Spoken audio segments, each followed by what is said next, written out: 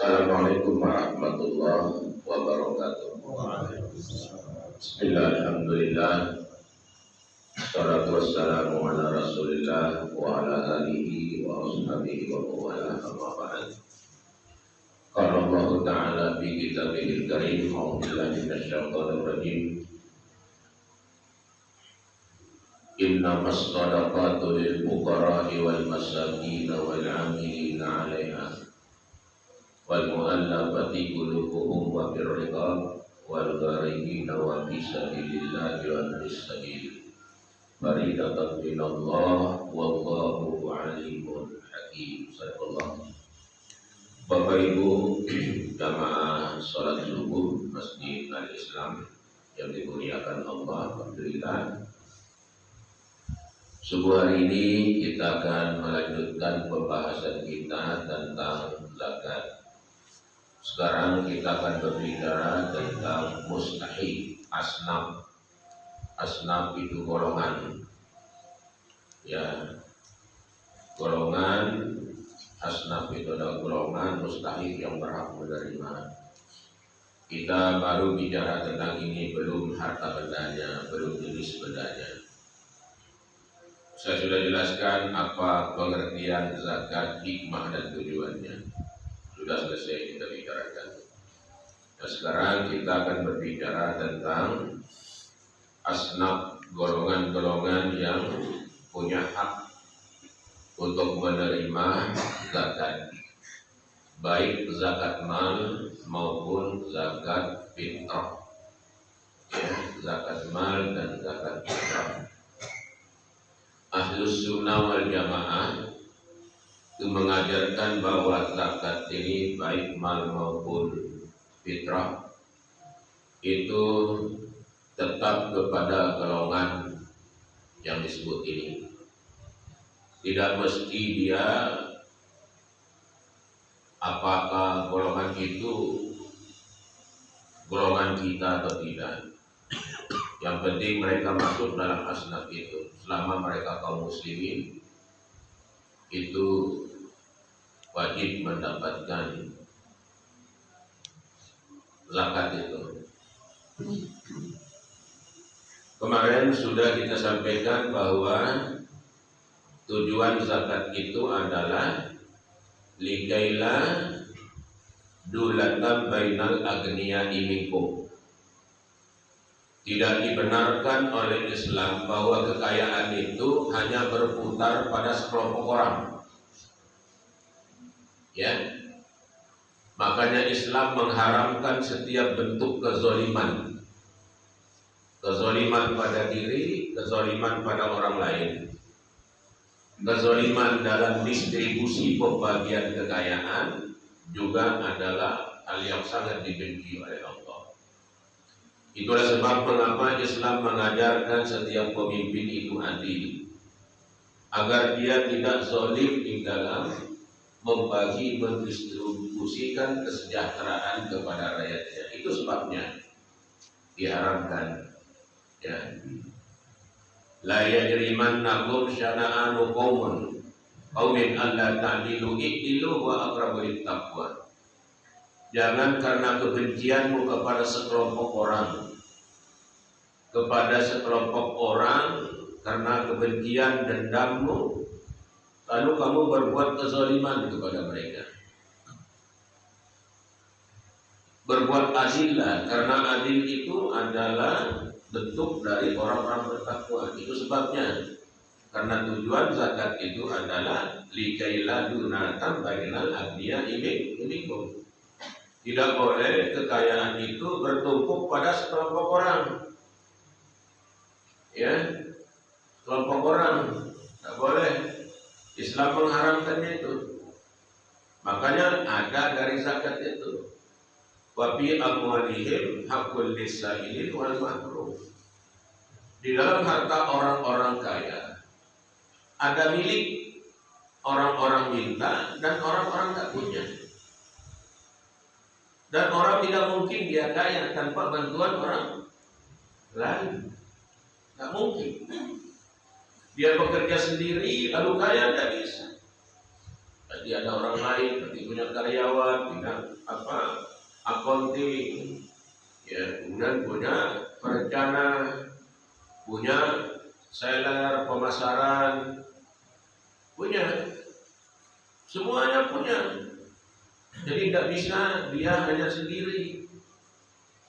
Makanya orang kaya bagaimanapun itu disebutkan oleh agama. Kedua, hikmahnya kita berzakat itu agar hati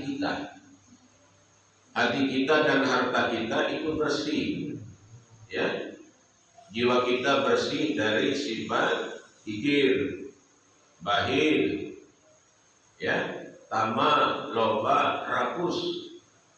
Biasanya orang sekarang menyebut cukup menggunakan kata greedy. Greedy itu semua penyakit rakus, tamak, loba ada di dalamnya. Oleh karena itu, ya, dengan zakat ini kita akan membersihkan jiwa dari sifat-sifat kikir tadi itu, sifat greedy tadi itu, rakus, tamak itu. Kemudian membersihkan harta dari hak orang tak punya, orang miskin. Sebagaimana dikatakan Nabi, ya, as-shadaqatu min awsahin nas.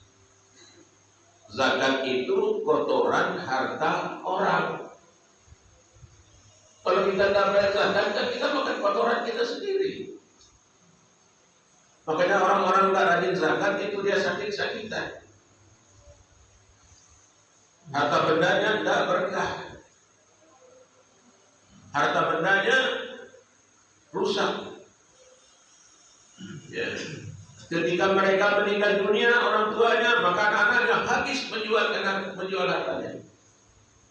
Karena memang dari zakat dari dulu. Ya. Nah, kemudian yang terakhir, dengan zakat itu Allah akan menumbuhkan, akan menyuburkan. Ya. Jadi Quran itu Allah mengatakan bahwa zakat itu disebut dengan yurbis sadaqat. Allah akan menumbuh suburkan zakat ini berkahnya. Yaitu yang sudah kita jelaskan. Nah, sekarang kita akan jelaskan yang pertama, yang garis besarnya dulu. Sesungguhnya zakat itu untuk orang-orang fakir, ya. Dua, orang miskin. Tiga, amil zakat. Amil zakat, pengurus zakat itu. Ada bagiannya, dia sedikit namanya. Kalau di zaman Rasulullah tidak dapat bagian dia. Karena yang menjadi amil zakat orang kaya. Ya. Nah, kayak kita sekarang orang kerja di Basda Nasional, orang-orang miskin, maka dia dapat juga dari situ zakat dari itu. Kalau Nabi orang kaya itu berapa? Yang urus zakat itu. Ya, semuanya terbalik. Wal mu'allafati qulubuhum. Ya, orang yang hatinya sedang dilunakkan. Mu'allaf itu yang melunakkan hati. Kata mu'allaf itu lunak artinya, sama dengan lain. Cuma mu'allaf di sini lunak dari kekafiran kepada keimanan. Itu makna mu'allaf itu. Ada agama lain masuk ke Islam, maka dia disebut mu'allaf, orang yang sedang dilunakkan hatinya. Karena sudah sekian lama dia berada dalam kemusyrikan, menyembah berhala, menyembah jin, menyembah setan umpamanya. Maka begitu datang ke Islam, dia mu'allaf, sedang dilunakkan hati. Orang-orang seperti ini wajib dia mendapatkan zakat, baik zakat mal maupun zakat fitrah. Karena apa? Dia masuk Islam, meninggalkan bapak ibunya loh. Meninggalkan agamanya, meninggalkan keyakinan lamanya, berat, bukan gampang itu. Maaf, orang komunis, orang PKI dulu itu sampai mati, tak mau dia ganti partainya. Orang itu haram. Sulit. Orang meninggalkan doktrin itu. Ya. Pas dia ketemu dengan Nabi, berdialog dengan Nabi, tidak mau meninggalkan keyakinannya, doktrinnya itu susah. Nah, maka mu'allaf itu dia sudah meninggalkan keluarganya, bapak ibu dan keluarganya, dia meninggalkan agamanya, meninggalkan kampung halamannya, dia korban hidupnya kepada kita, maka pantas dan layak, bahkan wajib dia mendapatkan zakat, mendapatkan perhatian dari umat Islam, khususnya pemerintah. Berapa lama Pak? Paling lama 6 bulan. Sudah selesai, sudah mu'alafnya. Karena dia belajar agama. Jangan jadi mu'alaf suaminya tidak kenal agama, masuk suaminya tidak sholat, tidak puasa, susah juga. Mu'alafin akan ngomong, apa bedanya dengan saya dulu. Memasukkan orang ke Islam, kita tidak bisa bayangkan, tidak bisa dengan akal betapa besar pahala yang diberikan Allah. Tetapi kalau dia datang kepada kita, katakan karena kita kawin umpamanya, kita suami tidak sholat, tidak belajar, tidak berguru, bagaimana? Ya. Jadi mu'alaf ini 3 bulan sudah belajar, sudah bisa dia sholat. Intinya sholat dulu. 6 bulan sudah selesai, dia mendapatkan bantuan dari saudara-saudaranya. Ya. Nah, yang celakanya, Pak, karena tidak ada pembinaan. Ada yang keliling-keliling kampung, datang ke rumah. Kapan mu'alafnya? Sudah 7 tahun, 10 tahun yang lalu. Sudah tidak ada mu'alaf 10 tahun yang lalu, Pak. Dalam agama 3 bulan, 6 bulan paling lama menurut Imam Syafi'i di dalam albumnya itu. Subhanallah ya. Nah, jadi mu'allaf artinya orang yang tengah dilunakkan hatinya. Mu'allaf itu Pak ya. Kemudian wafir riqab, ya, orang yang memerdekakan hamba sahaya dahulu. Ya, sekarang sepertinya tidak ada ya. Wal gharimin, orang yang dililit hutang. Orang dililit hutang itu dia wajib dapat zakat untuk membayar hutangnya. Tapi bukan karena berhutang judi. Kalau dia berhutang karena judi, dia berhutang karena beli nomor jalan, dia berhutang karena macam-macam untuk maksiat, haram bapak bantu itu. Meskipun bapak kita, jangan bayar itu. Kalau bapak kita itu karena berjudi, karena menipu kesana kemari, dipakai untuk berpoya untuk dirinya sendiri, lalu dia mati, ya biarkan dia tanggung jawab sendiri.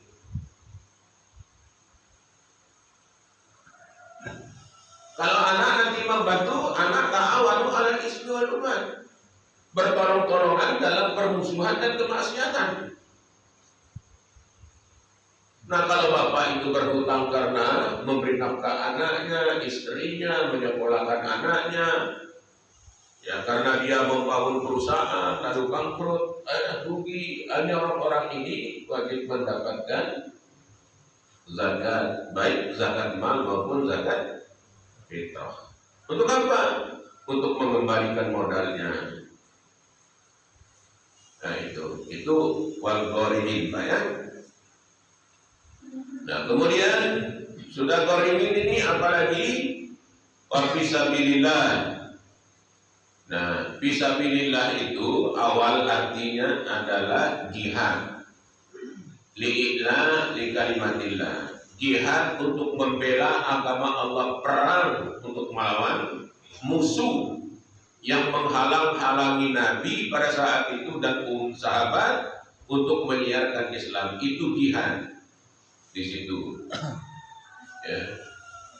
Dakwah diganggu, Islam diganggu, Nabi dicaci maki, Quran dihina. Nah, ini kita cari jihad di situ. Jangan dicaci maki Quran saudara senyum, salah. Diragukan keimanan itu kalau Anda marah. Dicaci maki Nabi Muhammad juga diam. Lebih baik mati sekaligus, tidak ada manfaatnya. In tansurullah yansurkum wa yusabbit aqdamakum. Kalau kamu membantu Allah, Allah juga akan membantu.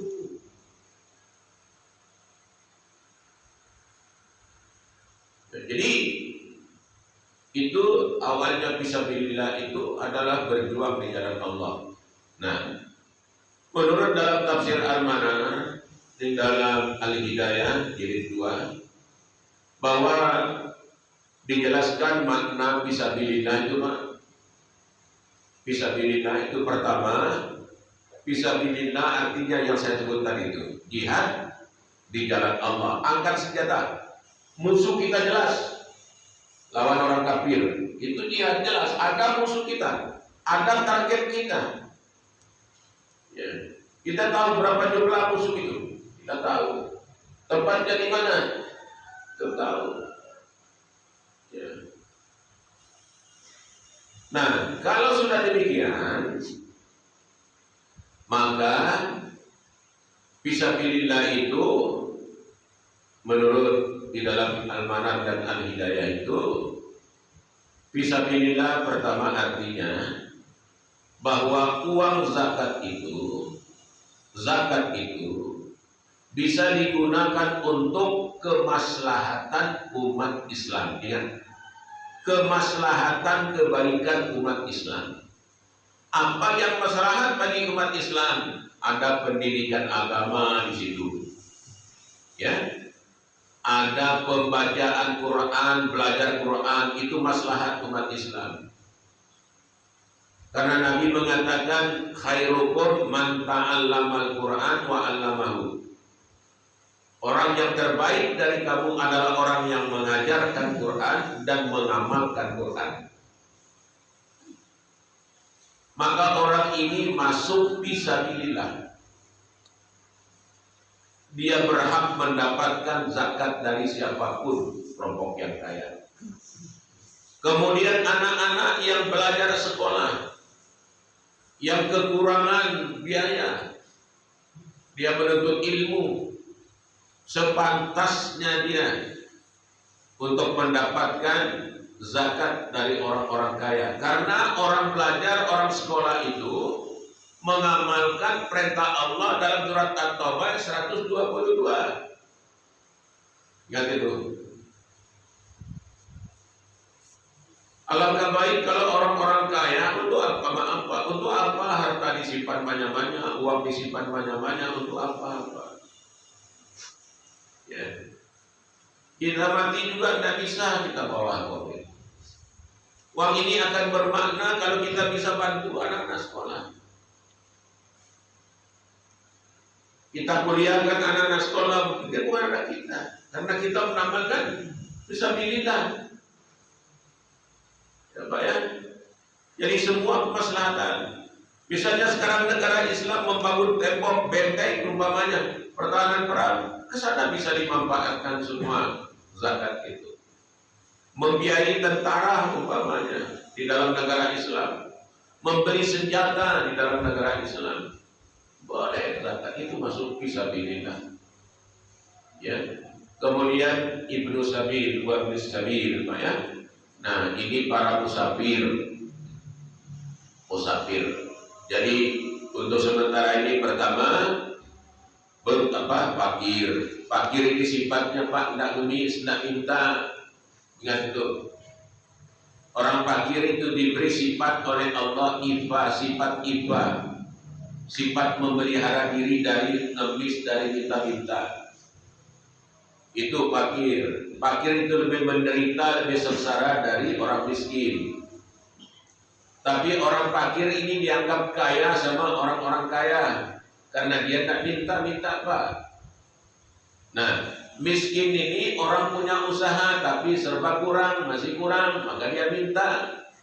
Kelihatan orang miskin ini minta, ngemis sana kemari. Ya. Karena tak cukup.